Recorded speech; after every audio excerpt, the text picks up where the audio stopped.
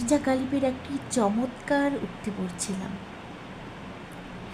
কবর আর কদর এ দুইয়ের মাঝে ফারাক নেই গালিব, এ দুটোই আসে মানুষের মৃত্যুর পরে।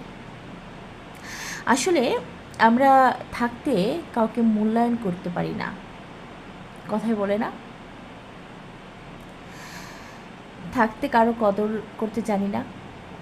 যে মানুষটি আপনার চোখের সামনে আছে, যে মানুষটি আপনার জন্য এত কিছু করছে, আপনাকে ভালোবাসা দিয়ে ভরিয়ে দিচ্ছে, যে মানুষটি ছাড়া আপনি অর্থহীন, তবুও সেই মানুষটিকে আপনি কদর করছেন না, সেই মানুষটি যথার্থ মূল্যায়ন করছেন না, সেই মানুষটি কিন্তু ভিতরে ভিতরে দুমড়িয়ে মুচড়ে শেষ হয়ে যায়। যে যার জন্য করলাম চুরি সেই বলে চোর, সেই মানুষটি যখন আপনার চোখের সামনে থাকবে না, আপনাকে যখন একেবারে নিঃস্ব করে দিয়ে চলে যাবে, যখন আপনি তার দুটো হাত ধরার জন্য আকুল ব্যাকুলতার সাগরে আছড়ে উপড়ে মরবেন, তাকে খুঁজে পাবেন না।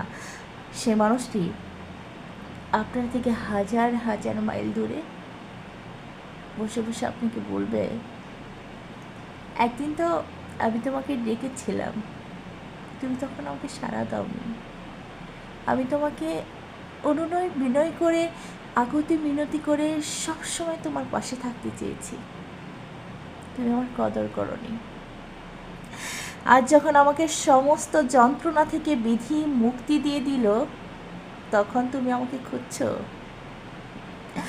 এ কারণে মির্জা গালিবের এই কথাটি আসলেই যথার্থ। মানুষ যখন মৃত্যুবরণ করে, আমরা তখনই সেই মানুষটির মূল্যায়ন করি, নচেত করি না।